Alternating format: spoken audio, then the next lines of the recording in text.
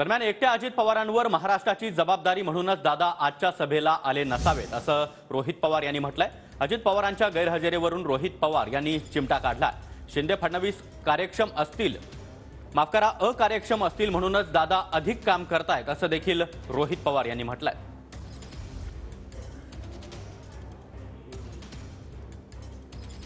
आपण पण जेव्हा एखाद्या कार्यक्रमाला जातो तिथं विरोधी पक्षाचा एखादा नेता असेल तर आम्ही त्या स्टेजवर जात असतो, पण मी मगाशी म्हणलं तसं मुख्यमंत्री साहेब हे काम करत नसावेत, देवेंद्र फडणवीस साहेब हे काम करत नसावेत, ते राजकीय दृष्टिकोनातून थोडे बिझी असावेत आणि अख्ख्या महाराष्ट्राची जबाबदारी आदरणीय दादांच्या खांद्यावर आली असावी म्हणून ते फक्त काम करतायत, म्हणून अशा कार्यक्रमाला त्यांना कदाचित कामामुळे येता आलं नसावं।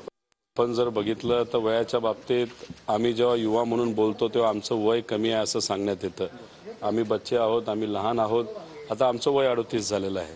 या वयामध्ये आदरणीय पवार साहेब या देशाचे सर्वात यंग असे मुख्यमंत्री झाले होते आणि जेव्हा पवार साहेबांबद्दल बोललं जातं तेव्हा असं सांगण्यात येतं की पवार साहेबांचं वय जास्त आहे। मला असं वाटतं की या सर्व नेत्यांचं जे वय आहे, कोणाचं 65 आहे, कोणाचं तरी 70 आहे, कोणाचं तरी 63 आहे, हे जसं जसं वाढेल तसं यांचं मत येईल यांचंच वय योग्य आणि बाकी मुला मुलींचं आणि सर्व नेत्यांचं वय अयोग्य असं कुठंतरी यांचं मत असं